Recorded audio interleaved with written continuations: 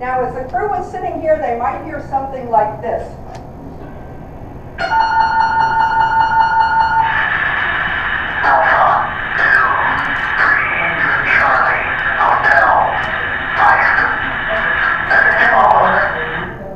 Message follows. Okay, hearing that warble tone, the commander and I reach for our binders.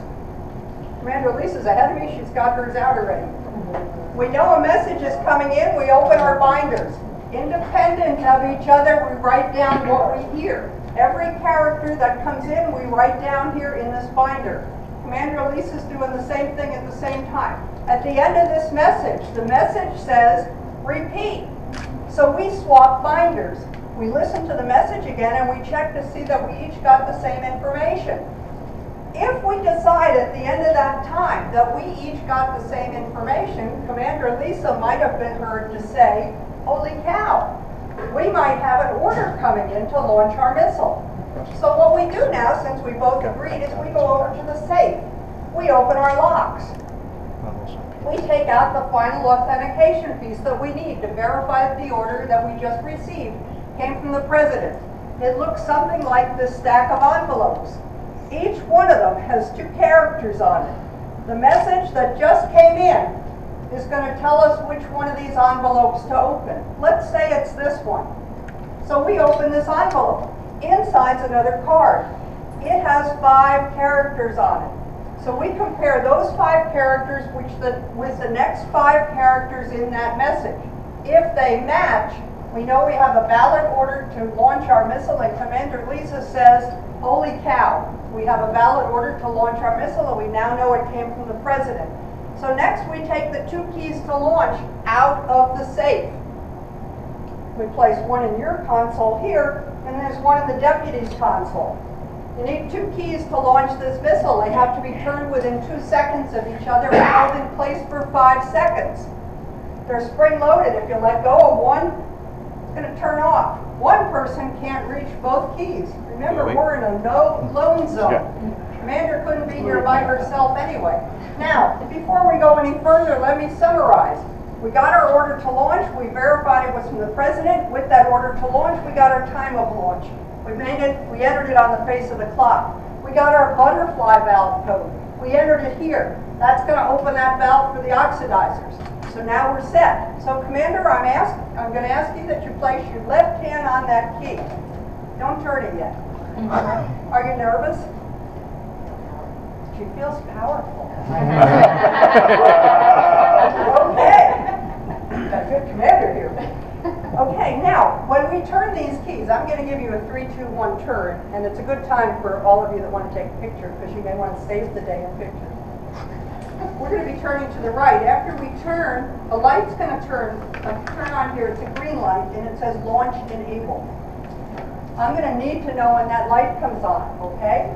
But I'm going over here to turn this other key. All right?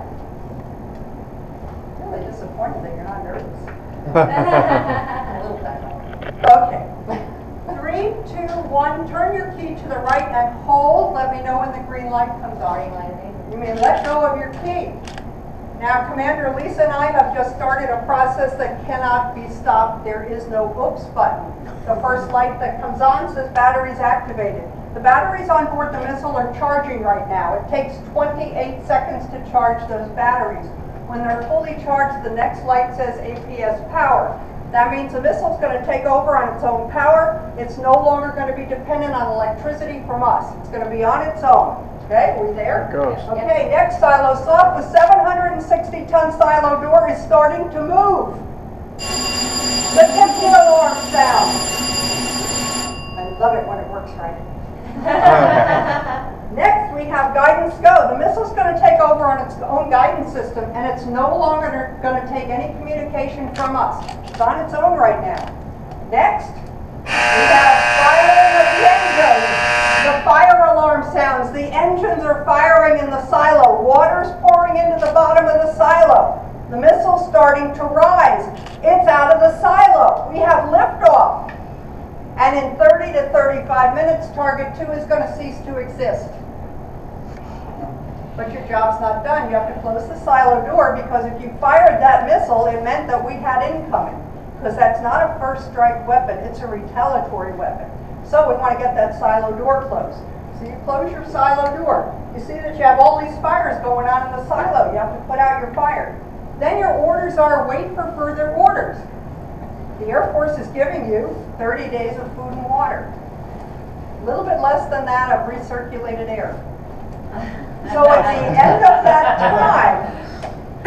of that time, you're going to have a decision to make whether you're going to go through our exit, our emergency exit from the equipment room below us. You're going to be able to get topside, or are you going to stay down here and face your fate with your crew? Might mean suffocation. A very, very sombering thought. No commander ever had to make that decision because we never fired this weapon. And why didn't we fire it? Because of the concept of peace through deterrence. Let's say you, over there, my other troublemaker, yes, you. Let's say you're thinking of firing a weapon at me. And you say, but she has a Titan II with a 9 megaton bomb on it. If I fire at her, she's going to fire back at me. And we're going to have what's called mutually assured destruction. So you change your mind. You say, I don't think I'm going to do that. That's peace through deterrence. It was a very, very powerful concept, and it worked. All 54 sites never fired a weapon. So what we're going to do right now is we're going to head down to the silo. We're going to give the commander a little souvenir that says she turned the key. And I am obligated by the museum at this time to ask if you brought a credit card with you. Because if the missile's gone, we're going to need payment. George can handle it. She's like a good commander, she delegates. I'm your little friend.